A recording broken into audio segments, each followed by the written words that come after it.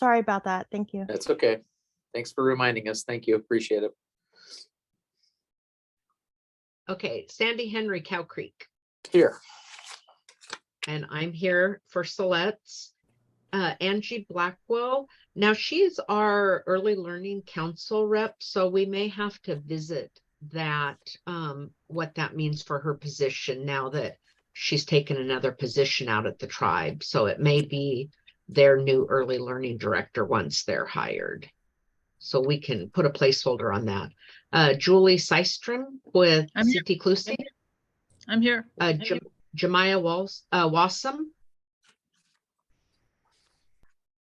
Valerie Switzler.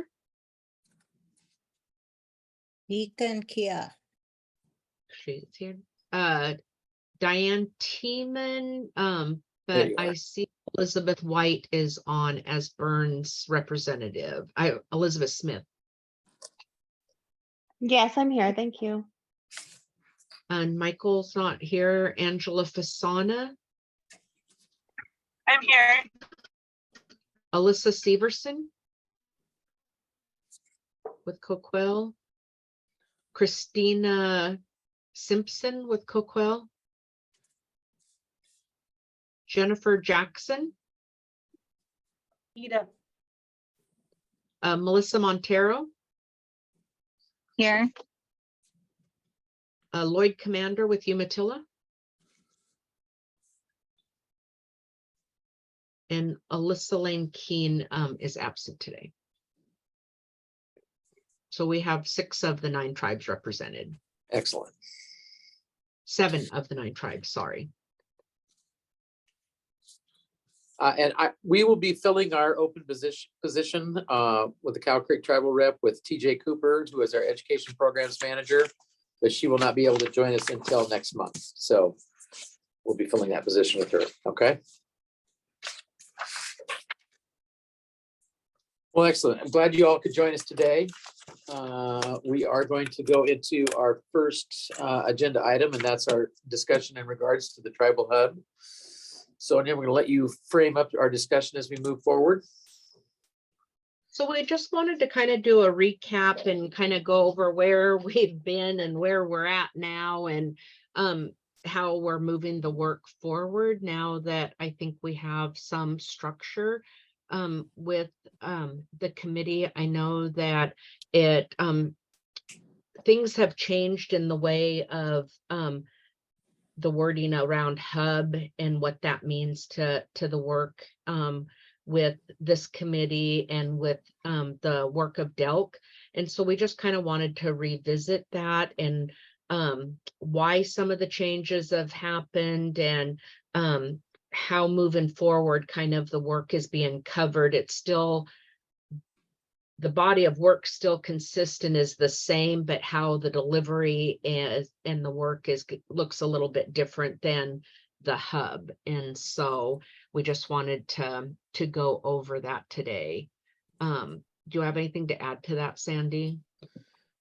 No, I feel that one of the, as I recall, one of the commitments we made as a group is that we would have consensus on our decision-making process. So we want to make sure that we've accomplished that. We want to make sure that voices are heard in the room. And we also want to make sure that Paulina and Dana capture our thoughts as we go through. Please. And so when Warm Springs and Umatilla had first started talking about the difficulties that they were having, and not just them, there were other tribes as well. Our tribe was split kind of between counties, how our interaction was with our local hubs. One area worked really well with them. 2 of our other areas didn't work with our hubs at all. And so when we started giving that support around getting not just funding, but assistance with this work, we were told before DELC became an agency that funding was streamed through local hubs. And so we had the same discussion with ODE around funding just being given to LEAs. And so we're like, how do we become an LEA? And so ODE addressed that by doing tribal set-asides rather than having tribes try to go through the process to have the distinction of LEAs using our sovereignty. And then when we're like, well, how do we become a hub then to get some of this funding for our most vulnerable tribal members? We were told at the time and that it was funds were distributed through a hub system, which we know isn't how funds are now out the door, and so why that looks different. So we went and we moved forward with that, and we did a lot of body of work, really good work, very collective with the Oregon 9 tribes as well as the agency, and questions from ODE about developing that hub, and it was supported legislatively.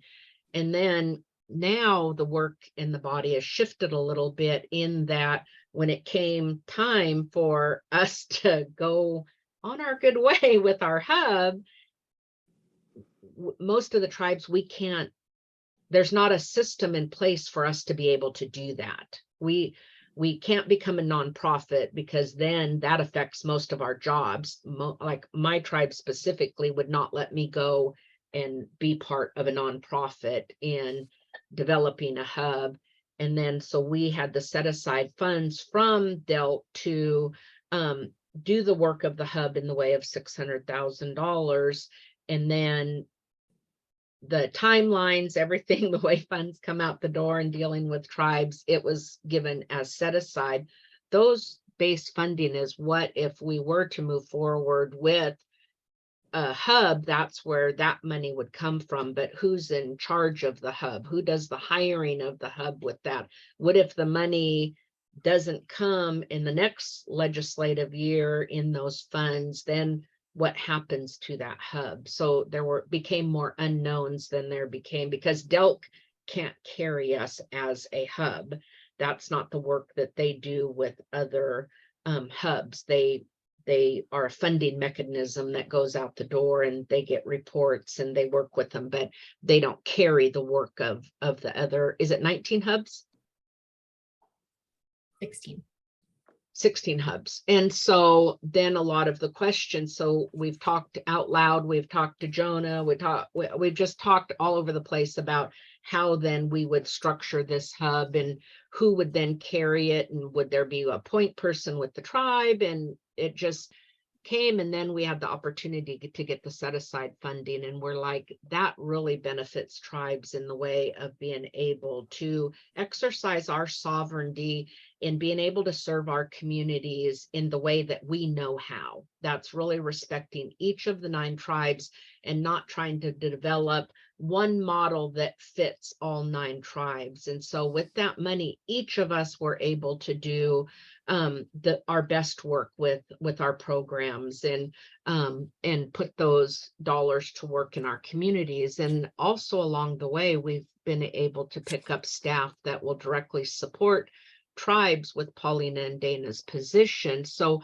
we're not losing any work with not having the formality of the hub. We're actually gaining positions that will be able to give us direct technical assistance through those positions to understand what DELC has to offer, how they can support our programs and answer those questions.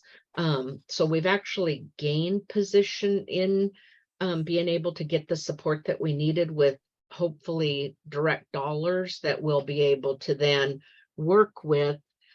If anybody has any ideas of how a hub would have or could have worked, we'd love to hear from. We've talked about it at many meetings about how structurally with the 9 tribes, we're all so different, that having one agency, and again, where would that agency be? Who's responsible for the rental of the building? Who's responsible? I mean, there's just so much more that goes into it, that when we went back legislatively and said, could this be structured different, and getting some feedback on that, and then working with DELC, that it seems like this is a way that we're directly supported with the 9 tribes with Dana and Paulina's positions, and hopefully financially in the future. Because again, I really feel like those, Delk is listening to us and respecting our sovereignty and serving our people and not giving us a model to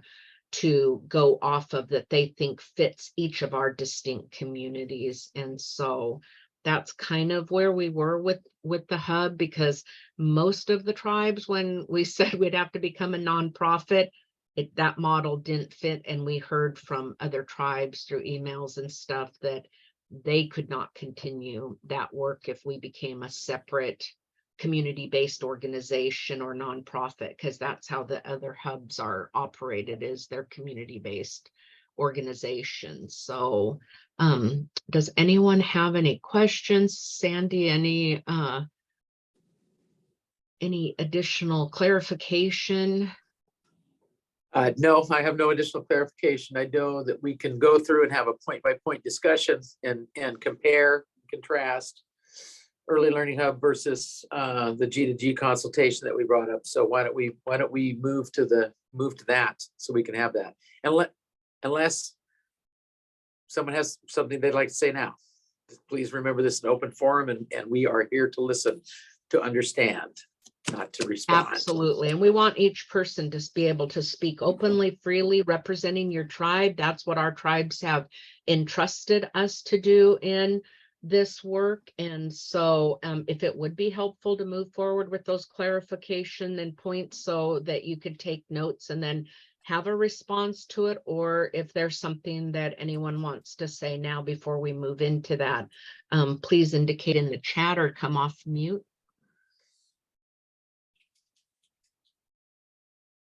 Of course, I've always got something to say.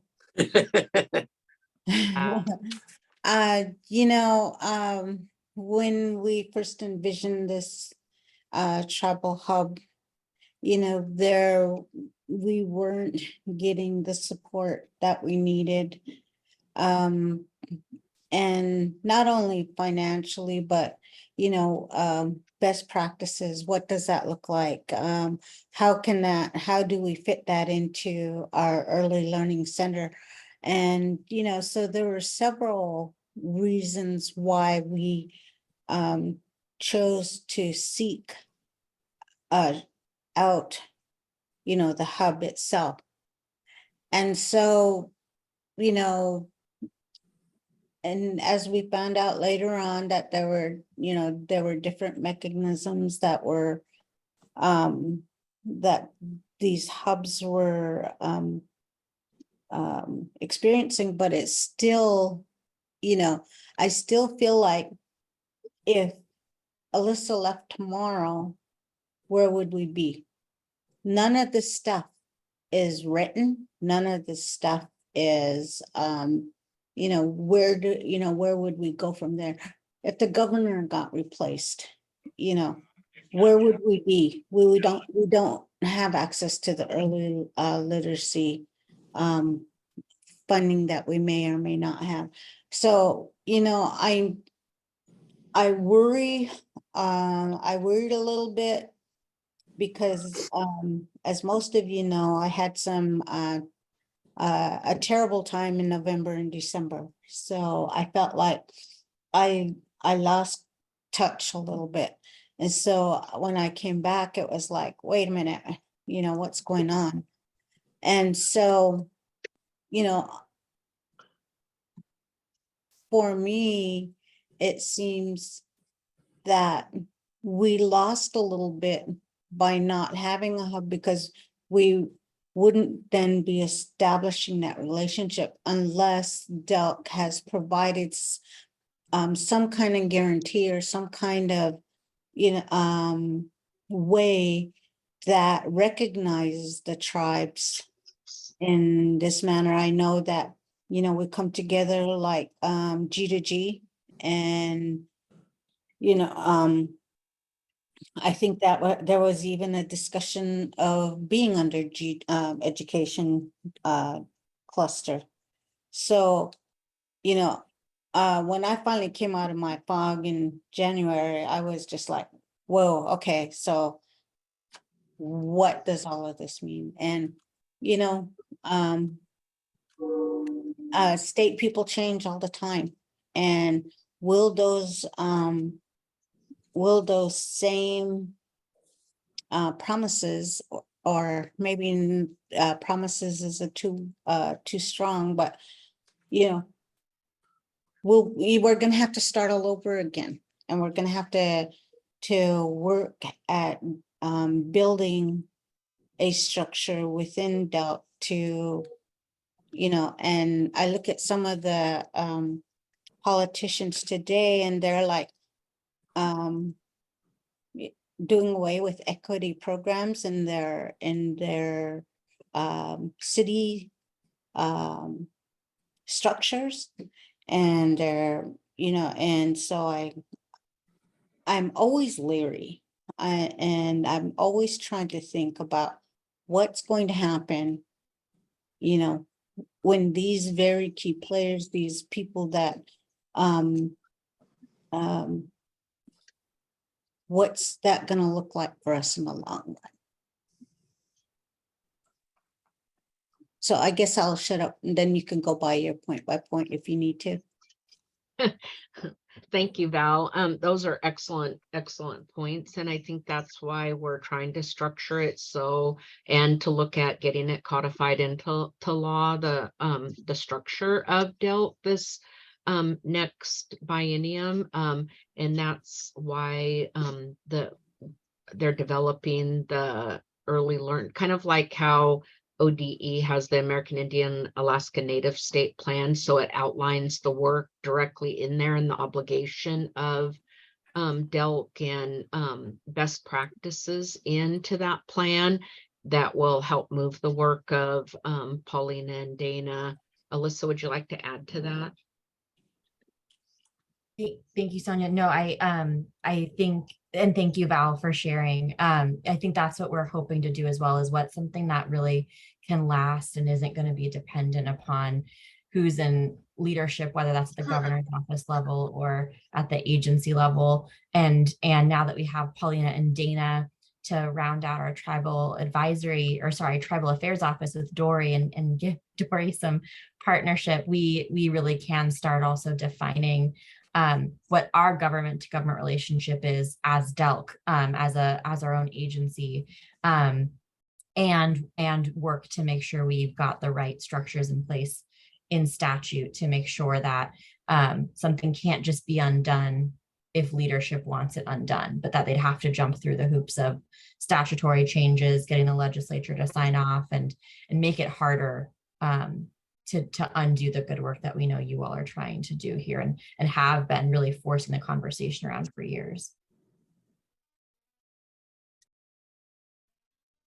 Is it okay to ask a question? Sure. I'm not sure who this is directed to, because I'm still learning that. So please be patient with me on that regard. One of the things that I appreciated in the previous meetings that we had with the Otella prior to what we're doing now was that there was a set aside time where the people that were tribal representatives would meet and discuss whatever the topics were going on in whatever kind of ways. And then they would come back to the whole group of state and tribal. And I just wanted to know if something like that is still going to be possible, or if that's not going to be part of the mix anymore. Yeah, great question, Julie. So the Tribal Advisory Committee, when it was created in statute, it's technically advisory to the Early Learning Council, which is our governing body. And so because of that, the Tribal Advisory Committee is a public meeting and wouldn't qualify for executive sessions, which is what we used to kind of do for the tribes to be able to meet without agency staff present. And so that's why we've had to remove that from the meeting structure, and was part of why there was some conversation about having a Gov to Gov Ed Cluster subcommittee, which of course is a space dedicated for the tribes.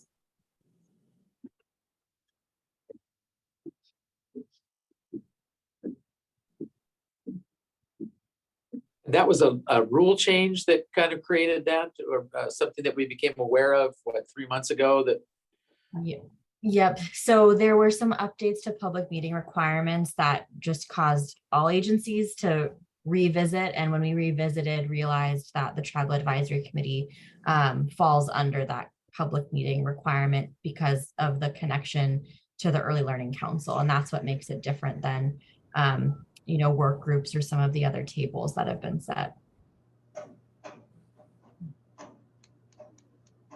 Is it okay to ask one more question? Sure. Sure. One of the things that was done previously was I think that if I understood you correctly, Sonia, you're talking about set aside monies going directly to each tribe, and each tribe use it as they needed in the best interest of the children that they serve. Is something like that going to be a part of the mix in the future, or is it too soon to tell? You can't tell right now. There's still the tribal hub dollars, about 600,000. We were able to add some federal funds last biennium that are finished. We can't continue that. There's about $600,000 this biennium. I think the hope was that we'd be able to request potentially more funding, because 600,000 split 9 ways just doesn't go very far. And so the need to have a larger pot of funds.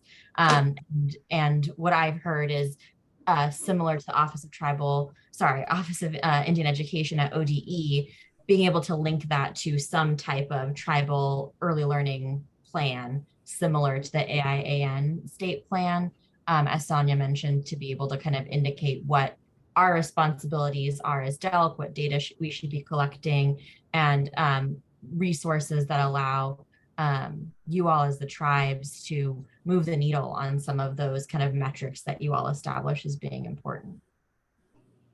So if I understand you properly, Alyssa, it's kind of like in the works right now. You really can't give me a concrete answer because there's too much up in the air going on with too many different organizations. You all are still figuring it out. We have 600,000 committed. That is a guarantee. There's going to be new grant agreements coming out. Any additional funding beyond that, we have to go through our agency development process and then work with the governor and see if the legislature will fund that. So we wouldn't know about more money until probably May, June of 2025. Thank you so much. Yeah. Julie, was your question more about direct tribal set-asides? Well, just the idea, I don't know if I'm like making myself clear or not. What we were given is each of us was given, X amount of dollars, and that went to, our education departments, and then our education departments has processed it to fit each of the different tribes to best serve our children. And, so that's what I was talking about. And I don't know what that was called. I don't have all those details in front of me. So that's all I was just checking. Yeah, and that's coming, Julie. Those grant agreements ended, and we've got a little bit of time on the agenda today for Dana to give an update, but you all will be getting grant agreements for the 23-25 biennial amount. So that's coming. Wonderful. Yeah. I just wanted to jump back to Julie's earlier question about us getting together. Is there anything that would prohibit us tribal reps from getting together, say, a half hour before these meetings? Does that violate any public records laws? If you are meeting to discuss work related to the Tribal Advisory Committee, then it would have to be open to the public. If you wanted to meet just to share, as representatives of your tribes about work that's going on and more of a kind of peer-to-peer space, then that would not be a violation. And I say that as a non-attorney. Okay, so it'd be best if we organized a subcommittee of G2G then. Right. Okay. Around To early work learning. around that piece of it, yes, right? To Okay. work around that piece of being able to have just tribal designated people in the room having the discussion. Yep. Okay. All right. Okay. Thank you.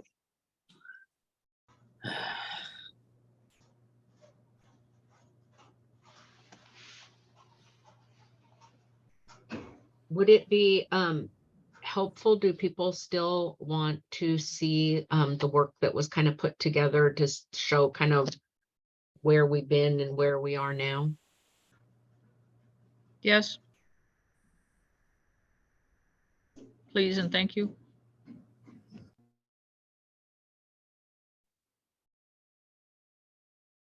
Dina, I Is think if you that, those slides, and we Okay. brought them forward as sort of reflective questions to make sure that there was space for folks to kind of wonder out loud, and Dana is going to capture those reflections kind of live time, and I think Paulina was going to help facilitate. But if it's helpful for us to offer initial reflections or anything to support the process, we can adjust this to be useful however makes sense to you.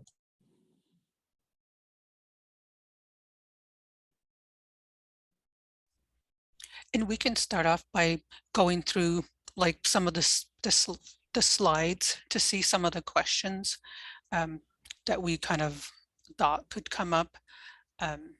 So Dory, if you could share like each slide. I'm screen sharing and I'll go through them.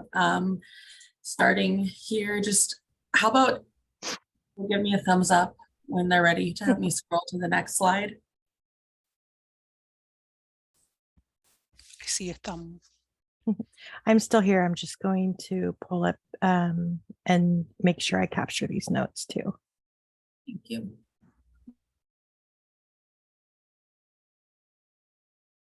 All right, good to move on to the next.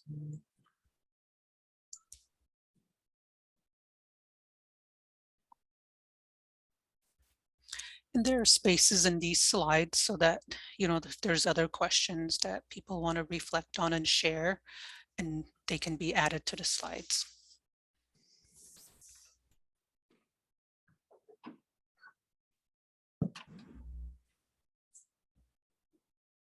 All right, next slide.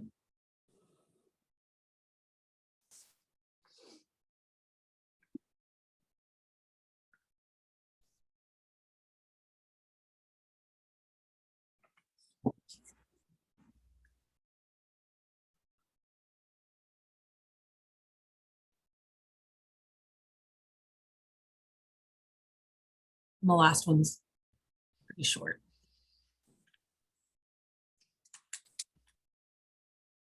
Okay.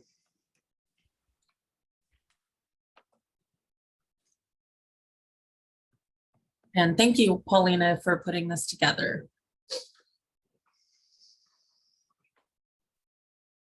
So I'll just go back up to the top and we could start there.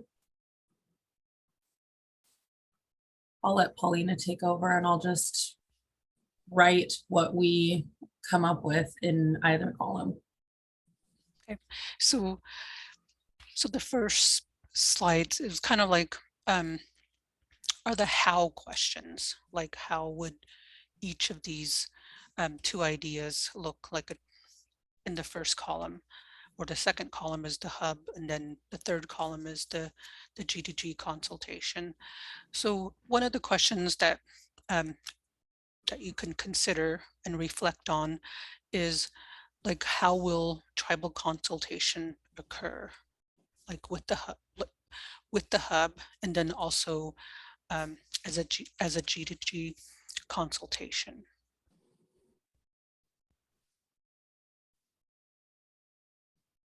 so would this be if you're soliciting input from each of the tribes that, because like we set up consultations with ODE to, that are specific, is that kind of what this is talking about? Like if, would Delk set up the consultations with each tribe, or would it go through like the G2G consultation?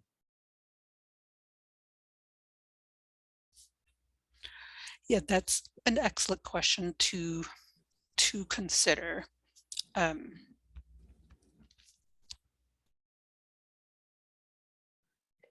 Sonia, I think that's a good example of what all are you envisioning when we think about some of the goals you've put forward as the Tribal Advisory Committee. How would a tribal hub play a role in that consultation, if it would play a role, versus how that might occur through government-to-government consultation? And Paulina, correct me if I'm wrong, but when we're referring to the gov-to-gov consultation, that's through the education cluster subcommittee that's been proposed, right?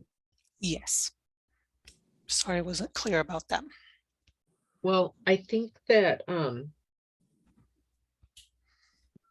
for like our tribe, there's very much a distinction in that work. If you're consulting with the tribe, like our tribe, we have tribal council appointees, we have tribal council representatives to committees. They're very different things.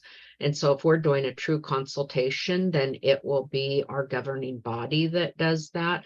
And it wouldn't be, unless appointed, would be tribal members. So it looks very different. And I think it's important to keep that consultation on a government to government level with each tribe, so that because I can't speak for my tribe in that capacity if I'm not council approved to do that. So it does look a little bit different. And I'm not sure how other tribes, like on the government to government process, I am tribally council appointed to represent the tribe at those. So they'll just look a little bit different. So to me, there's more formality with our tribal government in a consultation, a government to government consultation.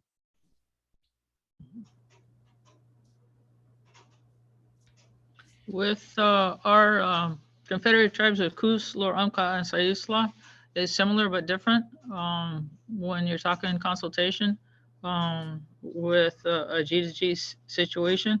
It's tribal council that you would be speaking to. And then we have, of course, like, I don't think Jemiah is on today. He's our director of education. We have different staff members who are like specialist directors in the different areas and that kind of stuff. And they would be sitting in and, you know, sharing out, you know, the work that they're doing with our children and that kind of thing. So I don't think I've ever sat in on the governor's G2G education subcommittee, but I'm sure Jemiah has. So that would be something that would be, you know, an additional task for me to start doing, you know, so, and which is fine. But as far as like, you know, the G2G situation and consultation, I would have to like take that question back to the tribal council. And, you know, one of us does not speak for all of us. There's 7 of us. And, you know, it's a group decision. You know, nothing goes forward without, you know, discussion and consultation with the whole group, you know. So I don't know how that plays into everything. But when a decision comes out, it's something that we have all researched the topic and done a fair amount of discussion and thinking. And then after all that, then we come to a decision. And it's got to be at least by consensus, if not unanimous. You know, if it's, you know, depends on the decision that we're making. So I don't know how that plays into, you know, what we're working on right now today. Yeah, thank you for sharing that about the tribal council having a say in what it looks like with the consultation, or what it could look like. So somebody help me understand this part, please. So what I think I'm hearing pretty clearly is that when we are showing up on the G2G side of things, we are speaking as representatives of our tribe. But if we were to show up in a tribe, in a hub, in the early learning hub, that is not necessarily the case. Because you could be providers that are in the hub. You could be, correct? Not with myself. I happen to be tribal council as well. And Jemiah is our education director. So I don't know what it is for everybody else, but I think you got a mixed bag.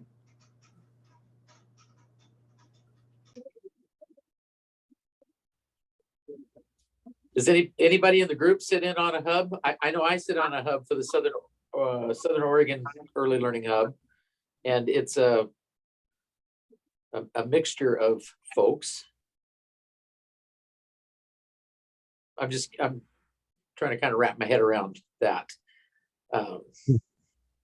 about which one has more. I guess what I'm trying to figure out is which has more authority when it comes to making those kind of decisions that will affect our tribal youth, right? Is a hub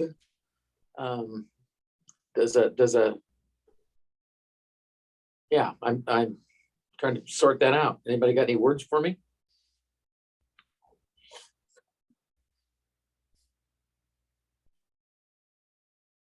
Sandy, I'm not sure, but whatever our education director does when they attend the education subcommittee G2G meetings, I don't think that they put forward like end decisions there. I think that they bring it back to us. We have an education committee.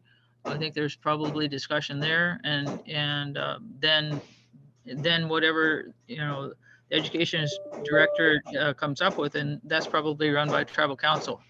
But I don't want to put that out as a concrete process because I'm not really sure. But I think that, I think that's how it goes. Again, I haven't been in one of the G2G education subcommittee meetings. So I don't know if you guys, when you're in there, if you come to end decisions that affects the whole state of Oregon or what. I don't know how that process works. So. Sandy, I wonder if another frame of your question is, would a tribal hub have a role in consultation, and what would that look like? Is that a helpful way to think about it? Yes. Yes.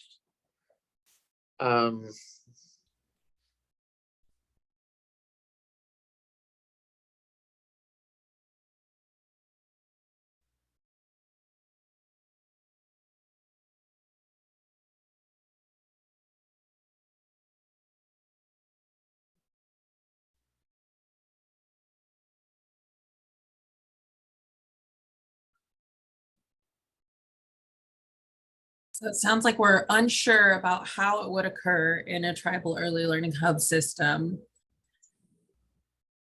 as far as tribal consultation. Is that right? This is Jennifer Jackson from the Klamath Tribes.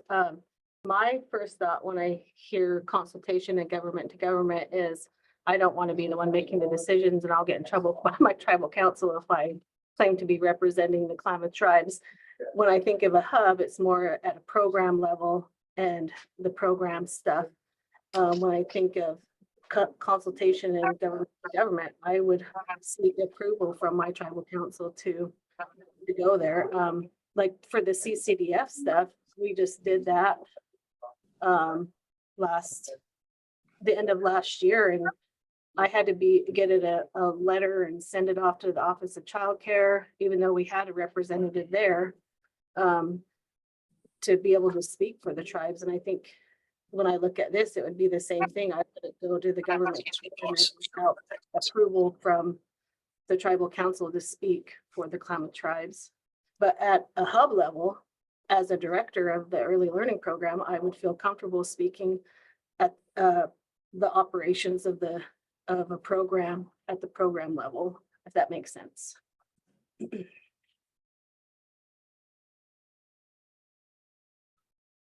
Can you hear me? Yep.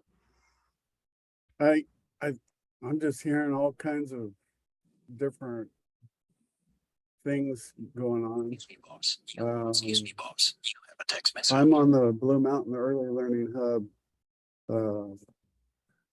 committee, I guess, and they're all about finding kids, any kid, any color, any language, and trying to serve their families and hooking them up with services. So I don't know if a tribal hub, I mean, we know most of our people, we know where they're at. We just need to provide services. But what our tribe does is they appoint me or somebody else, our new director, to do the research on the consultation and bring them the opinion, and then they talk about it in a tribal council meeting. And then they say, yeah, you can take this, but usually they don't attend. So all of their decision-making is based on the research that we do. So to say that we're not involved, I think that's not quite correct. We are the ones that do the research and give recommendations.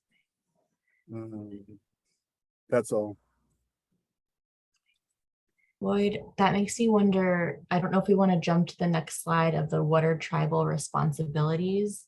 And Lloyd, if that's sort of getting at what you're surfacing of the role tribes are playing already, even within the regional hub structure, and what would the difference be in one tribal hub versus through consultation?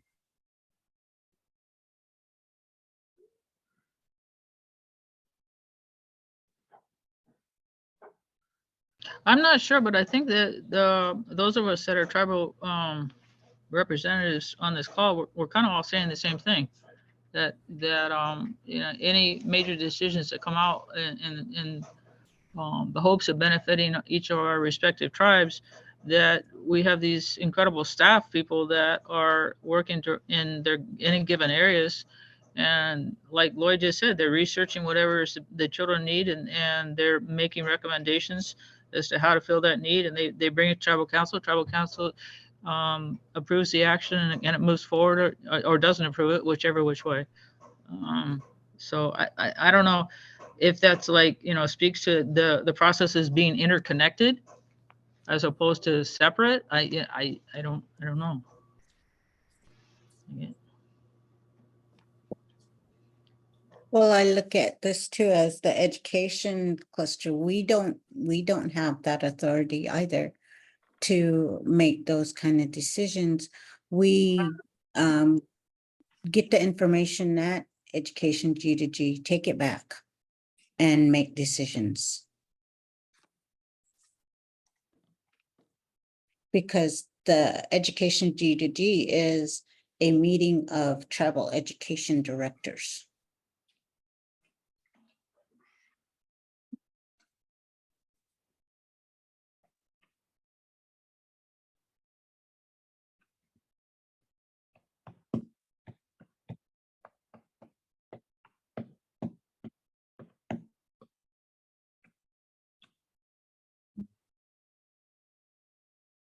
But regardless of whether it's a hub structure or consultation through Ed Cluster, we're not, there's no desire to remove the circle back to tribal council. That's going to have to stay in place no matter what. So that's not really a factor in which structure is pursued. Okay.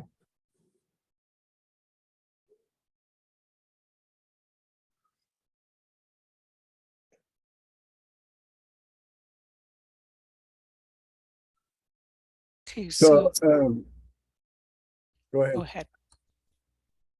So I was just, you know, when I've been in government to government meetings, we talked with the Department of Early Learning, we talked to HEC, higher ed, and other groups.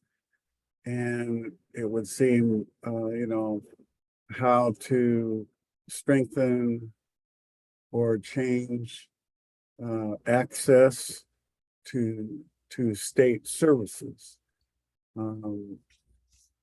I think maybe a government to government, if we chose to be one hub or under one hub, then it would just probably stick with the Department of, or under, you know, with the Department of Early Learning, and not so much higher education or job creation or any of those other types.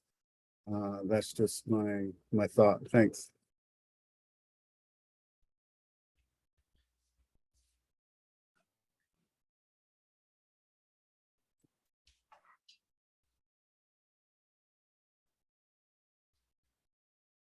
I see what you're saying, you know, because we haven't even as we talk about, we're trying to form this government to government underdelt, we've only talked to Alyssa. But we haven't heard from the heads of her programs or. So, you know what, I hear you, Lloyd. I think that, you're absolutely right on. You hit it right on the head, is that we listen and see what we can take back from each of the departments that would benefit our tribal members.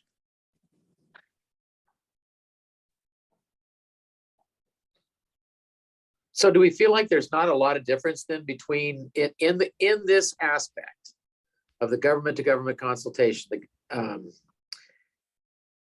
the government to government relationship? Do we feel like there's not a lot of difference between having a hub versus being a subcommittee under the G2G?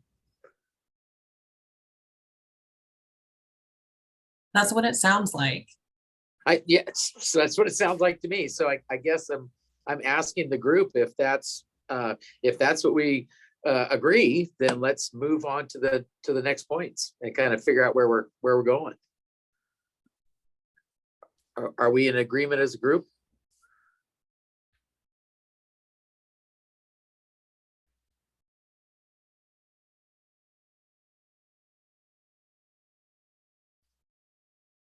Yes.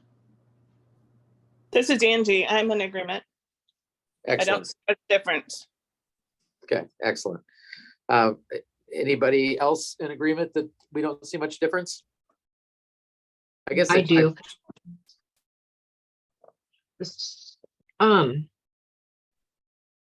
I guess I'm kind of at where like want to see if there's still any lingering questions about kind of the hub, because we have like a half hour left, and I don't know if we'll get through all of this. So if anyone still has concerns or need clarity or anything, are there any pressing like opposition the direction that not having the hub is, that we can talk one of the about and discuss? One of the concerns that I brought up, I think it was Jennifer Jackson. I think she clarified that I was concerned about us being able to if the tribal people were able to sit and have separate conversations and then come back to the general group. And there was discussion about, for some reason, there's a whole process about what a public meeting is, and this is considered a public meeting. And if we go under, we turn ourselves into a subcommittee in the G2G process, then we're allowed to have our separate conversations without state people sitting in there, and then we can come back and forth. If I understood it correctly, that was one of the big concerns, because it's something that I think that we benefited from in the previous process. So I just, and I don't know if I understood Jennifer and the conversation correctly or not, but I think that was something that one of the concerns. And the other concern was the thing about funding, and I think Alyssa clarified that. So those are my two concerns. I don't know about anybody else. And Julie, I would add a quick clarification on my end. The public meeting law requirement is associated with the Tribal Advisory Committee, and the Tribal Advisory Committee is tasked with making recommendations for what a tribal hub should be. Once, if you all moved forward with a tribal hub and there was a hub, the public meeting law requirements would no longer apply, because the TAC would be done and there'd be some type of governing board for the tribal hub, just like the regional early learning hubs. And so there'd be more flexibility than we currently have with the TAC. So I just wanted to offer that.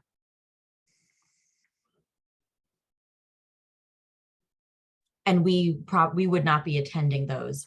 We don't attend the regional early learning hub governing board meetings unless we're invited or asked to. And so I I would imagine something similar where whatever entity that is the tribal hub, they would convene and we would attend as asked, but wouldn't be participants regularly.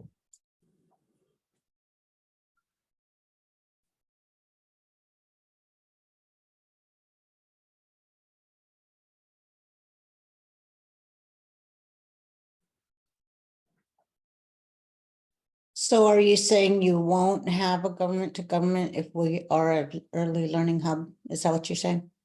No, I mean, we'll still be a part of the Ed Cluster, and I know that the Ed Cluster elected in December to still have a subcommittee. I just wanted to clarify, if there is a tribal hub, we wouldn't be a part of the governing board that is established with that hub. So we could attend as needed, but you wouldn't have to worry about executive sessions because we wouldn't be there most of the time unless you wanted us to be there. The question is, who is the tribal hub and who is the governance board that's convened?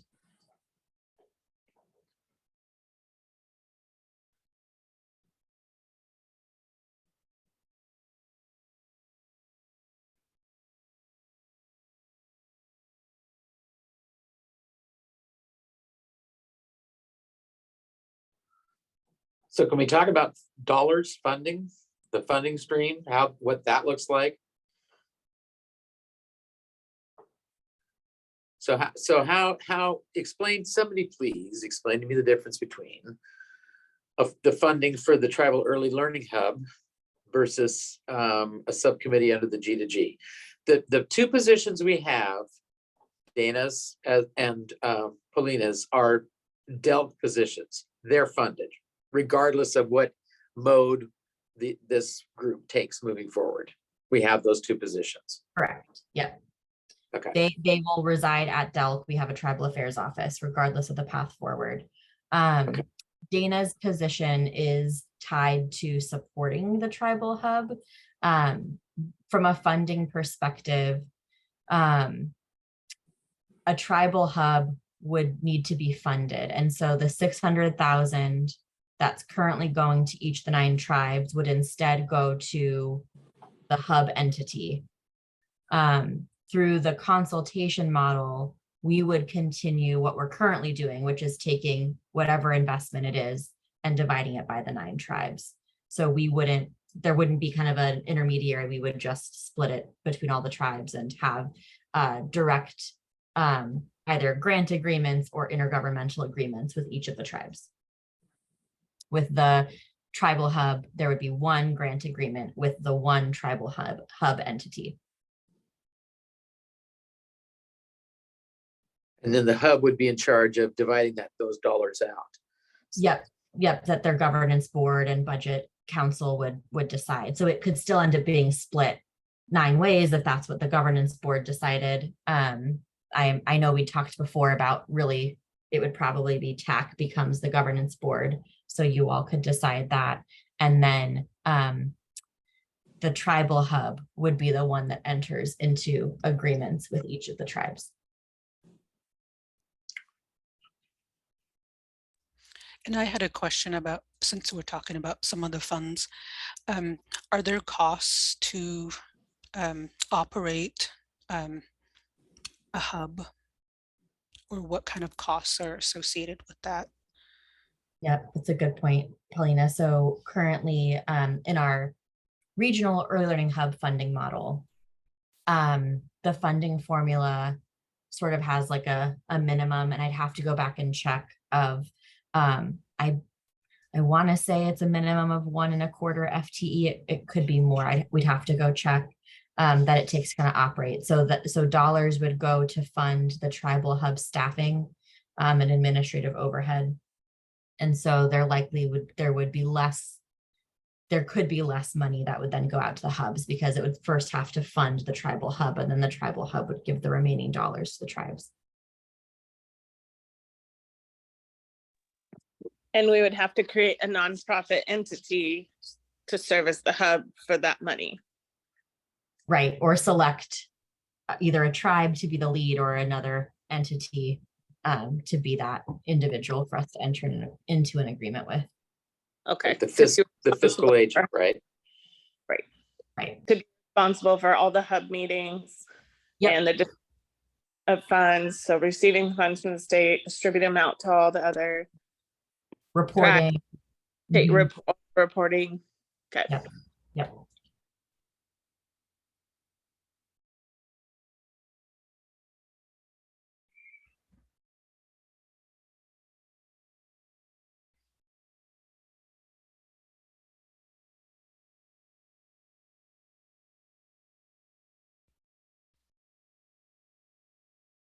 And please feel free to add or redirect things that I've written as we've gone along.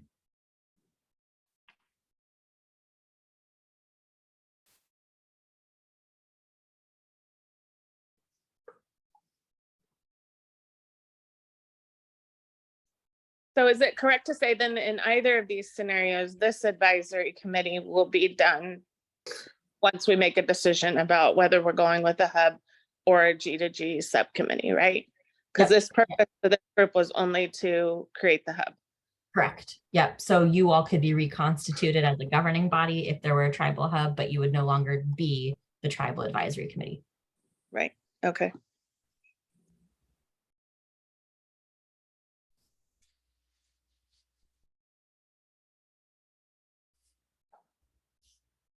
Could it be, because not everyone here goes to government and decision making. I thought at one point we had talked about how ODE has the American Indian Alaska Native State Plan Advisory Committee. Could it be restructured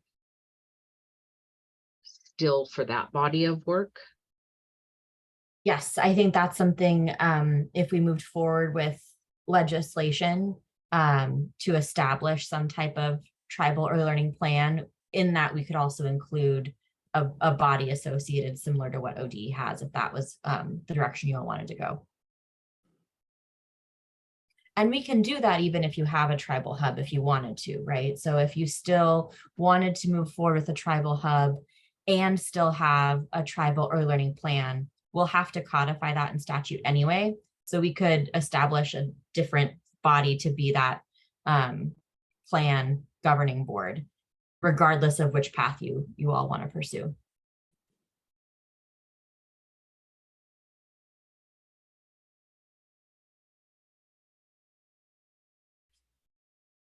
It's okay to ask a question? Yeah. I'm asking this of those of you that have been boots on the ground here for much longer than myself. I was born and raised in Oregon, but I spent the majority of my life over in New York City and several other places. So as far as like the work that you guys have done the last 10, 15, 20, 30 or more years here with the children here, you know, which way is better, and what are we losing? You know, I don't want to make a decision that's going to, you know, jeopardize you know, what's going on for the children. That's a primary thing for me. You know, when I was in New York City working, you know, with the I worked in high poverty neighborhoods, and you know, that's a prime directive is you know, what's in the best interest of the children. So but I need you guys that have been working here in Oregon to kind of guide me through in making the best decision here. You know, I don't want to go one way or the other and that be the thing that doesn't serve the children the way they need to be served. So I'm sorry to put you on the spot, but I need your help on this one. Well, Julie, I think that's the question that we're trying to answer is through which one of these modes do we create the best outcomes for our kids? And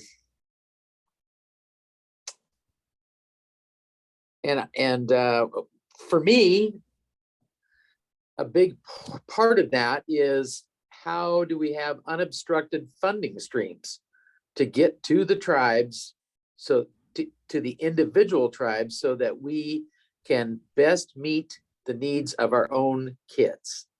And if there was one mode here over the other, that would convince me that, yes, this is the easiest way to do that, Sandy, then I would be like, that's where I'm going. But I don't know if I don't know if they can answer that. I don't know if that can be answered. I mean, I'm looking for divine intervention here. Somebody's gonna part the seas and to show me the way, lead me to the promised land. I don't think I can do any of those things, Sandy. Neither can I. I am just, Oh, with the hub model, my main concern is that you're gonna take that chunk of $600,000 off, probably 150 of it, to operate the hub. And that means that's gonna be less money going through to the tribes. So I don't know, but then in the same sense, I share Val's concern about like solidifying, our position and our funding and our role. So I'm trying to weigh both of those in my head at the same time. So, but I feel like I'm really concerned about the amount of money that would have to go to administer the hub, because that's gonna reduce the amount of money that then goes out to the tribe. I agree, Angela.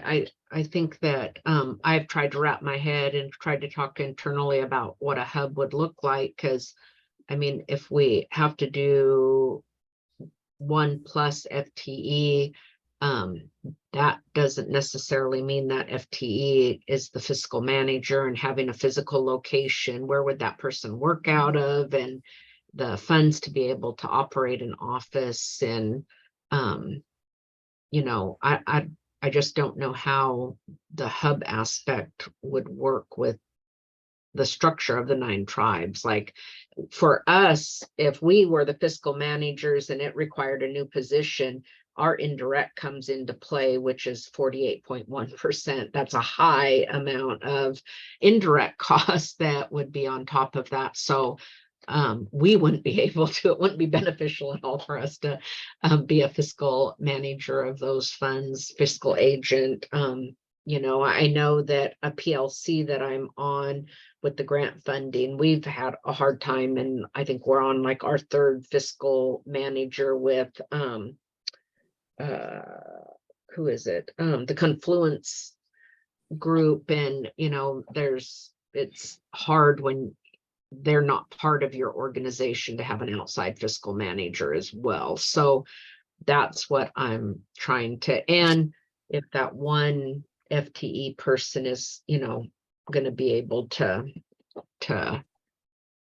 service the needs of, because we have such, I mean, even for Siletz, we have such differences in how our Portland, Salem location, the support they get opposed to our Lincoln City and Siletz locations that are rural, with staffing, with their needs. So it would, just trying to also wrap my head around how a hub would service us. Through the notes, it seems like the one possible benefit I'm seeing of the tribal hub is having that access maybe for the early learning program director level as opposed to the education director level. And so if that's a goal, wanted to ask that question and see if there's a way that could fold into the consultation model, or is that more about Delk working with each tribe kind of individually on creating that access? Because I think everything else we're capturing has been identified as a barrier, or maybe not part of the goal, right? Like money going to FTE. That's, I look at that too. And one of the things then comes into my mind, what are we going to do with these people that are, or how do you say that? That are our folks there with you at Delk. What will their roles be then? to me, I thought in the beginning it was to support whatever it was that we were doing with the Tribal Early Learning Hub. And now it's or the G2G sub committee. What is going to be their role? Do we need those 2 extra people then, if that's, you know, answer me that, I guess.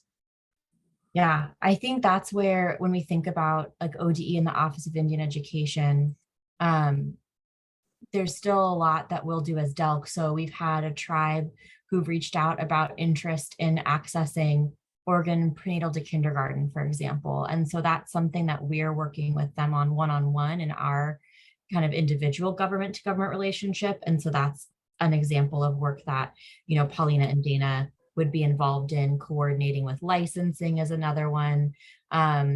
Helping to train our staff within DELC to understand and follow government to government consultation protocols. We've been working with the Office of Indian Ed what we heard from you all was ODE has a really good starting point. Don't reinvent the wheel. And so really copying their consultation policy, but updating it and making sure that our staff are following that, so that our grant agreements follow good government to government consultation, so that our, you know, rulemaking and funding practices. They would also be responsible for coordinating the tribal early learning plan that you all create, staffing an advisory group of that plan, similar to the AIAN Success Advisory Group. So I think that's what they would be doing. And there would still be a lot of preparation to support the work of a subcommittee of the cluster.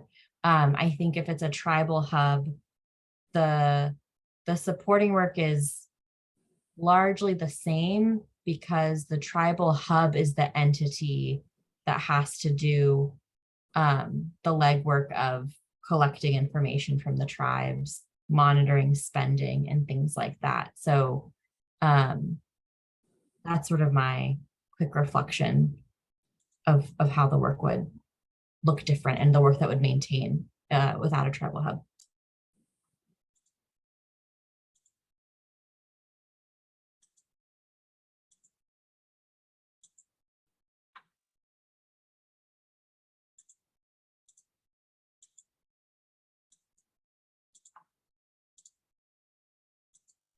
And I think too, what all do you want from DELC in our government to government relationship, right? And that's going to be a big part of Paulina and Dana's role. And what do you expect from us in that relationship?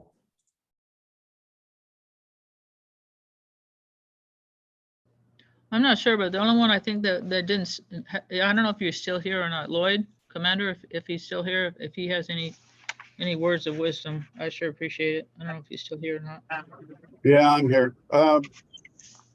Maybe a possible expectation would be if the 9 tribes decided 1.5 FTE, why not house them at DELC? That way they would be right in with the what's happening around the state with the hubs, as well as what is DELC up to, and how are things moving and changing, and the latest research types of thing, and then policy, and then legislative actions.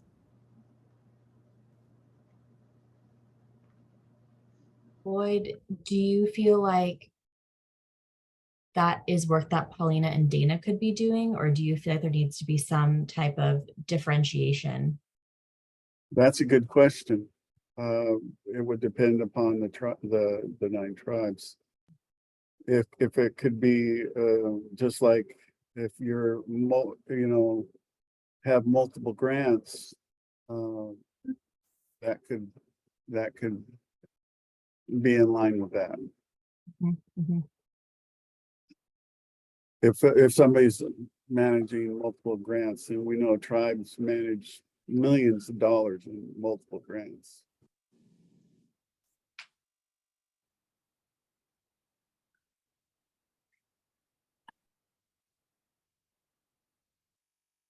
I think this is Auntie again. I think for me, again, it goes back to how much we're gonna split the money in, because at this point, we're only talking about $66,000 over the biennium for each tribe, if we divide it equally.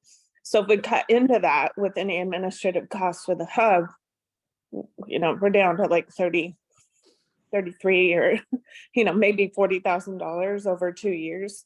So I'm kind of just concerned about how much time and effort we'll be putting into that for that small amount. Our council before has said, you know, not worth it in terms of administrative time to manage. So I just kind of want to keep that in mind about like what the actual dollar figure that we're talking about during this biennium. Of course, we want to leverage for more, and we hope that with staff in place that we'll be able to do that, eventually receive more, but really this is all we're looking at for now.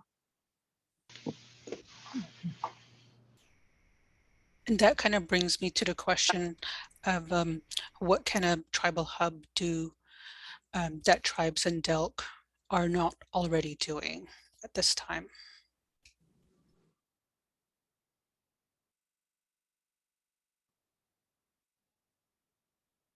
I think individually, we would have to find out, are we getting Head Start? Are we getting childcare, CCDF? Are we getting, and then roll that all up and see what the cost per child is per program. And then maybe see the tribal HUD, you know, as a supplemental, a necessary supplemental program, or I don't have the words right now. I'm getting tired, but This is Jennifer from the Common Tribes. When we first started this, my hopes for a hub is the support to give to the programs, but and to move away from being a part of South Central Early Learning Hub or Blue Mountain or wherever those hubs are, that would be specifically for tribes, because I would rather go to a meeting and hear about more than Sandy, even though Sandy has a great program, but throughout the tribes, what other tribes are doing. But to me, it's just I don't know how I can't wrap my head around where the support is going to come from if we go to the subcommittee one, rather than Early Learning Hub one. And I see the difference is the cost of supporting that type of program, but I'm also looking at it for my center. Where is that support going to come from if we went to the other model, which I'm, you know, I don't, whatever you guys decide, but that's what I'm thinking of when I see this. Jennifer, could you share a little bit more about what type of support you're thinking of? Is it finding funding for your program? Is it helping with staffing? Like, what type of support do you think you currently have to go to your local hub for that you would hope to get from a tribal hub instead? Well, with our preschool promise funding, we have to go to the CCR&R. I would rather go to a tribal hub than go to the CCR&R than to do any of to manage that grant. I would rather, to me, it seems like it could go to because they go to the same meetings. I would rather go to a tribal hub that's specifically for tribes, and then have a direct link to the state rather than going through the CCR&R, the South Central Hub, Early Hub, that sort of thing.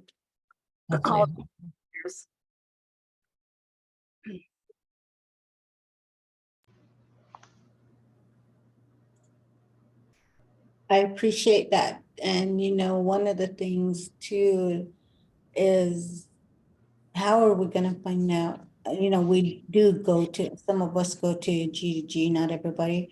But how do we find out what's the best practices that's happening in early learning that we can't find at a non-native hub? You know, language immersion, cultural practices, history, tradition, you know, those are all big things in my book. And I think that's kind of why we started discussing this, is because we could do it under a special population. And of course, natives, we are special. And so I was just, you know, that brought me back to, you know, this is why we wanted to do something like this. You know, we could get support on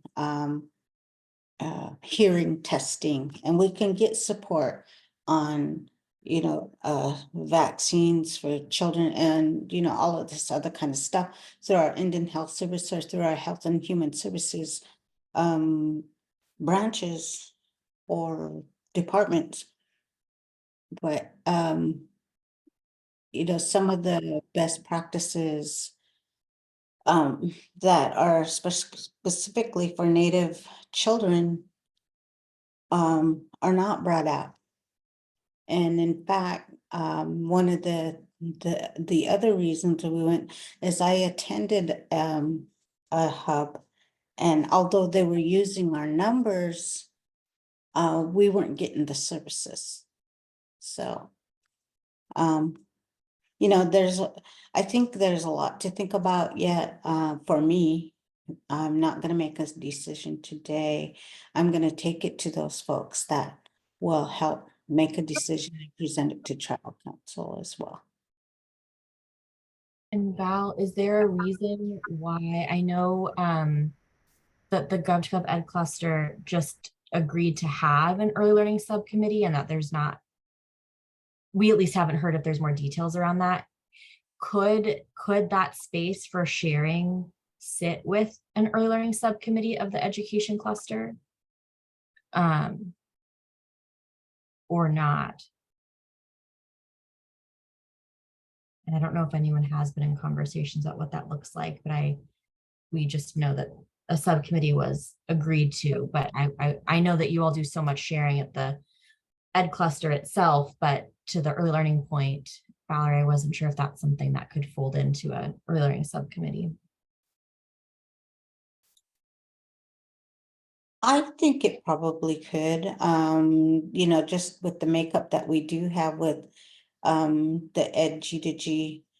However, you know, as our languages and cultures and traditions fade away, and we get more, we get different folks that come, and a lot of it is based on Western society and what they think is good for us, you know, and you know, I don't want to be the one that said, you know, Valerie had a chance to talk up for our language and culture and traditions, and she didn't do it. And so here I am. That's what I'm doing. You know, and I'm hoping that, you know, whatever we're going to decide here in the next meeting or two, that we're going to always have that in the back of our mind, that language, culture, tradition, that where our kids come from, where their ancestors come from, is always going to be in the back of their mind. You know, that our minds, that we're going to remember that that's where our sovereignty comes from. That's where our heart is. And so, you know, I don't know how much longer we got to make a decision. Is it till the next meeting? Is it till, is it this meeting? I don't know. So I guess that's something that might need to be clarified. Is it okay to ask a question? Always. I agree with what Valerie had to say in its entirety. Remembering back to listening to her and the meetings that I have been fortunate to participate in from fall 2021 until now, as far as best practices for Native children, focusing on sovereignty, focusing on heart, language, culture, history, tradition, and also needing more time to make a decision. Taking this monumental question back to my education department and our community, and seeing what I can learn by taking the question to them and listening to them, and then coming back to y'all. If that's possible, I would very much appreciate it. I'm not sure, Alyssa, what you were talking about is the 2024 Oregon Early Childhood Summit that they're talking about supporting social emotional health. Is that what you were talking about? Something being created? No, that's a summit that Children's Institute and Trauma Informed Oregon is leading. We're in the process of working on your grant agreements. I think what I was referring to is the only time constraint is if we want to try to either remove the tribal hub and or establish a tribal early learning plan. We have to do that, I would say, by April or so, just from the timelines we have as an agency for legislative concepts and needing to bring those to the governor's office. And we can keep finessing. We have until end of June to keep finessing, but that's really the only constraint if we wanted to make sure we got this established in the 25 legislative session. I think the only other consideration I would put out is the biggest barrier I see to the tribal hub is who will contract with. So I think I just want to make sure we don't lose that piece of what entity DELC would contract with to be the tribal hub, because we can't be a tribal hub. That is just our tribal affairs office, which puts us into the consultation column. So I just wanted to make sure that part was clear, is that if we have a tribal hub, we still need to figure out what entity would be that tribal hub. So if I understand you correct, DELC needs it to go into a subcommittee status. It can be a hub. We just need to, we can contract with a hub or we can be in a subcommittee. I just want to make sure it's clear that if a tribal hub is the preference, that we then do the work. I know we've said no nonprofit, but how will we select the entity that we have to contract with? And is that something that DELC would do, or the tribes need to decide who their fiscal manager and hiring someone and all of that, or would the structure be on DELC or the tribes? We would own the procurement process of posting a request for proposals, and we would of course work with you all to select the entity. And I think the Tribal Advisory Committee would say, here's what you want that entity to be able to do and how you want them to work with tribes. So we would enter into the agreement with them. But it's going to be a third party, right? Whether that's one of the tribes or NAIA or a different nonprofit. That I want to make sure it's not lost that we have to contract with someone to be the tribal hub to do this work. If a tribal hub is the path. Do we remember back? Yeah, please, Sandy. Excuse me, I'm sorry. So I just keep flashing back to that meeting where Modesta Minthorn said, why are we doing this? Why are we moving to a hub when what we want is a government to government relationship? That if we, by putting in a hub, that we lessen our impact as being a government, we lessen the ability or the of the government to government relationship. And I wish she was here right now so I could pick her brain a little bit more and say, well, okay, elaborate on that a little bit, Modesta. What do you mean? And I'm looking to the rest of the group to say, I know there were others of us in the room when she said that, because it was kind of like this epiphany moment where we just pivoted and said, yeah, you're right. We're going to go to subcommittee. We're going to be part of the government consultation be a subcommittee. Does anybody else remember that but me? I remember it. Wasn't it in Portland? Yeah. Yeah, we were at Portland State, weren't we?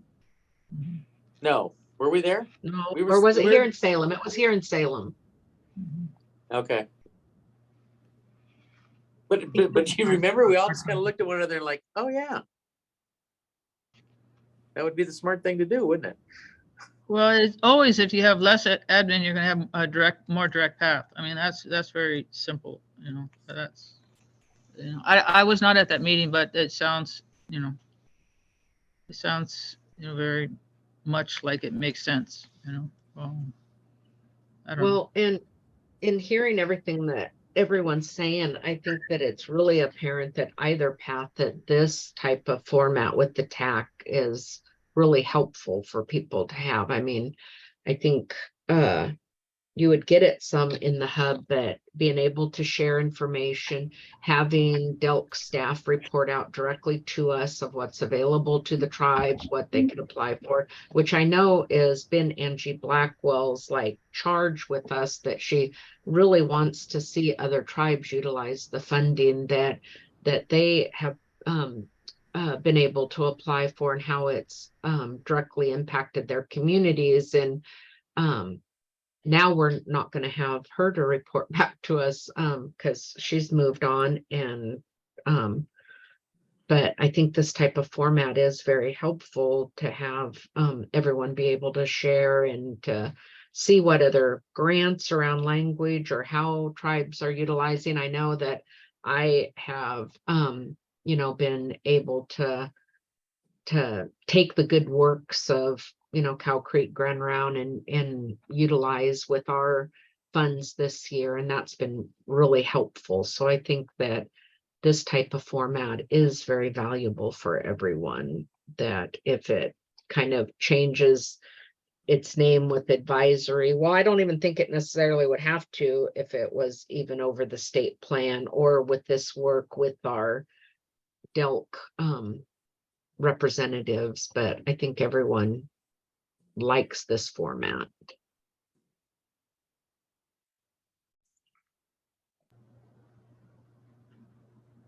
Would it be helpful, Sonia? I know we're over time, apologies. Would it be helpful? I know we didn't make it to the work group debrief about the tribal early living plan, but is it helpful for us to put together what a draft advisory charge could be, kind of modeled after the AIAN advisory group, and kind of bring that here and sort of see, to your point, Sonia, if we can kind of take the tax structure and apply it to a plan advisory board?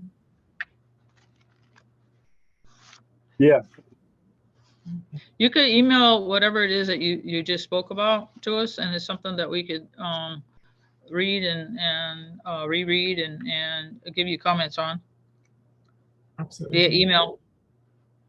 Great.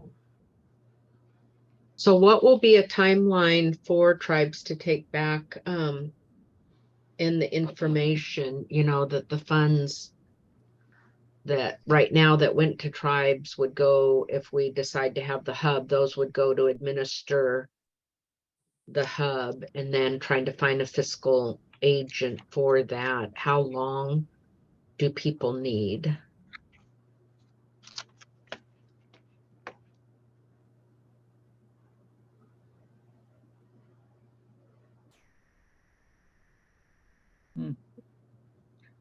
What about the middle of March? The first or second week of March?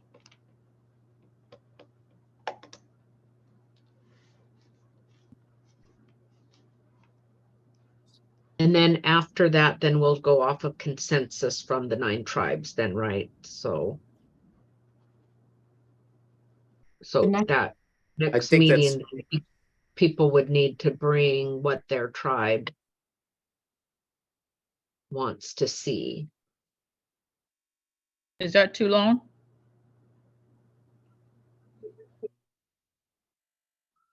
No, I No, I don't think, think it's too all long. right. Our next meeting is what, March 13th? Perfect. That's right, Sandy. So we are being tasked with going back to our tribes, tribal governments, and helping them help us make this decision. Yes. Yes. Yes. Okay.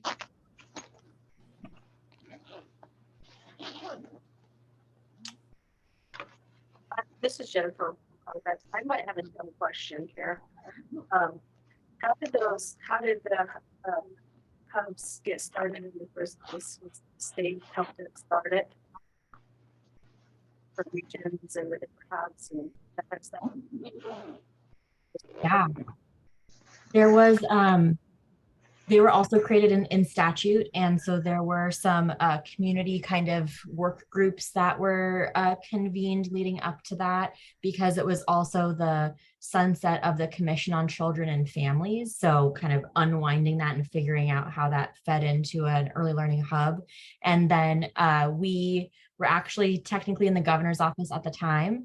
We were called the Early Learning Council, but we ran a request for proposals, and ESDs, CCOs, nonprofits, a variety of entities were eligible to apply, and they were actually able to suggest their region. And then after that first round, and some regions were selected, because the statute capped it at 16, we had to go to some of the folks who weren't successful in that first round and sort of force some partnerships with hubs and kind of scope out those regions. And then we did a second request for proposals and awarded those dollars. So the entities had to apply to be an early learning hub. And then that's how we sort of established the regions from there. Excuse me.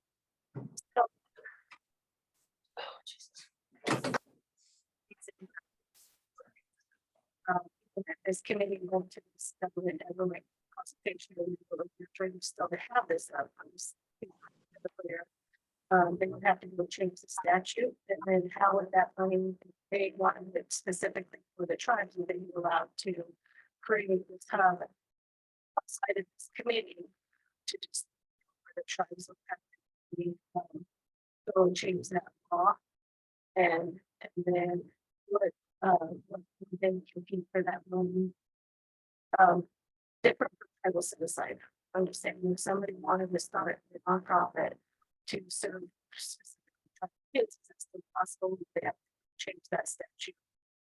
I'm not sure how it works. I'm just trying to think, how can we do this and still get a tribal hub? And if somebody is ambitious out there that wants to do something like this, how would we do it? Because I want tribes to be able to have their money and have the other stuff, but I also think that there's a need on the other side. Yeah, you're breaking up a bit, Jennifer. So if I misunderstood, please correct me.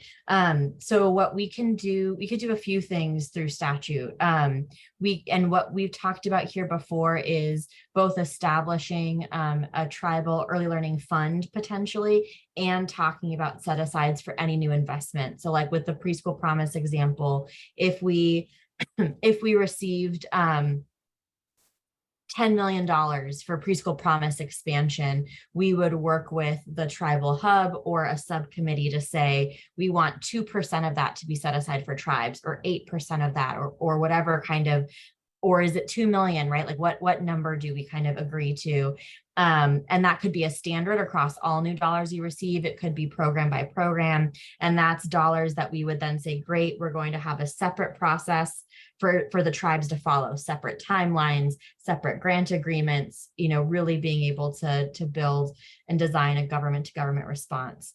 And that the tribal early learning fund could be for a much broader variety of activities, like what you all were able to do with the tribal hub dollars last biennium. That can happen whether there's a tribal hub or a subcommittee. I think some of the suggestions or the desires around technical assistance, or Jennifer, like you mentioned, right now, if your tribe did have preschool promise, but you needed some technical assistance, you have to go to the CCR&R for that technical assistance. We can look at how we adjust our funding models for preschool promise so that there's dollars either going to the tribe to provide that TA, or that we as DELC are able to provide some of that TA. That's something that we could think about. And I think that was a really helpful example to hear. I was just thinking out of the box, like not touching the tribal set aside, but having. Yep. Say if it was like this thing came to life, if I would have to go and get the law changed and write them. And this would be separate from any tribal set aside. Having these hubs application for that.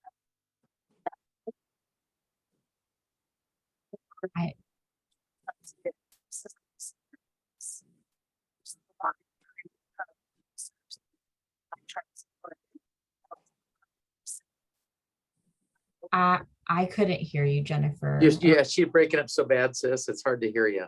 But Jennifer, I'm happy to follow up and talk with you one-on-one, and then I can capture notes and we can make sure that they're shared with the TAC so that because I'm hearing you say, I hear you say out of the box thinking, and then I don't hear what happens next. Yeah.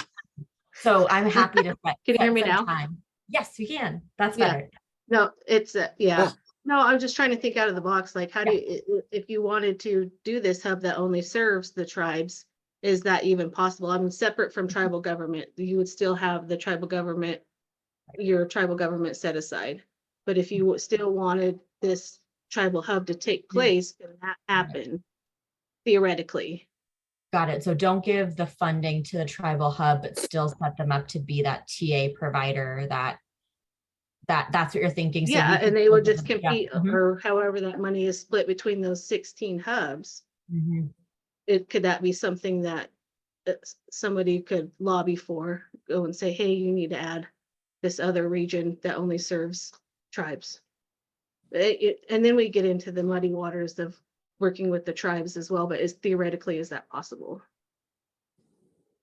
I think it could be. I mean, what the TAC is charged with doing is describing what a tribal hub would do, right? And so you all can scope the responsibilities of a tribal hub however you want. It can be as broad or as narrow as you want.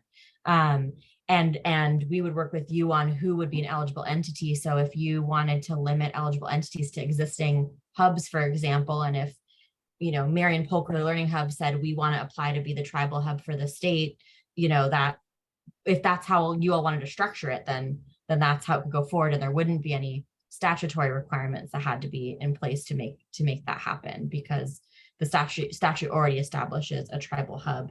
And then what I think gets tricky is we need to make sure that hub, that entity, is still resourced to provide that technical assistance, the training, those services. And the dollars right now that we've been given are for that. So we would then have, when we're thinking about requests for funding, we would be asking for tribal hub dollars to provide TA, coaching, administrative support. And then we'd separately be asking for a tribal early learning fund that doesn't go to the tribal hub, but goes to each of the tribes, which we can do, but that would be pushing for 2 pots of money.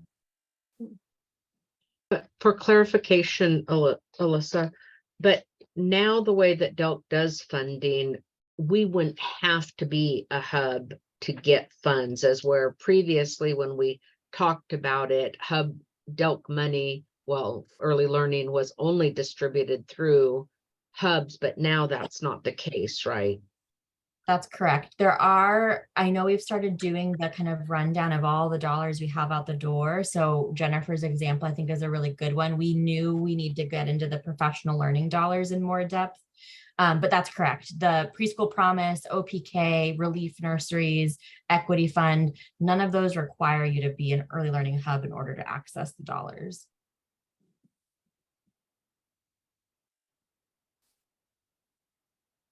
Is there anything, I know folks got to drop off, is there anything that we can prepare for you all as you talk to your tribal councils? Would it be like a written summary? I just know this conversation went a lot of different directions, and I want to make sure you all have what you need to have these conversations.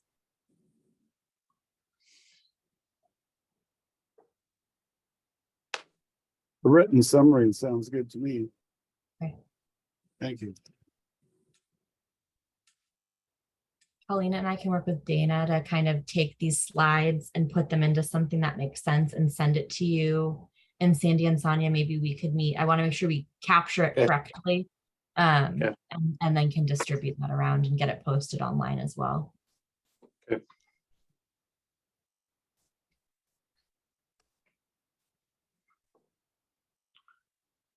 Sounds like a plan.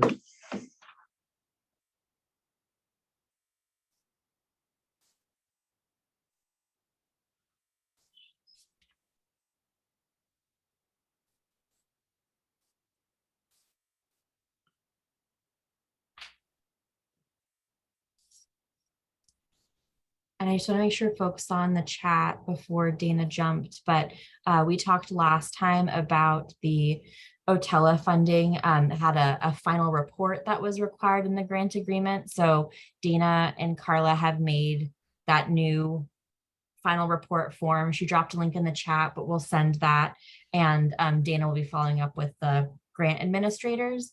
But we just wanted to make sure you saw that final report intake form is now available, because you know that wasn't ready before. Okay.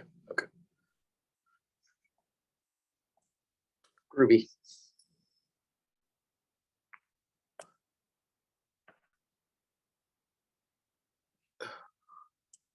Well, I think we've beat this rented mule about as hard as we can today.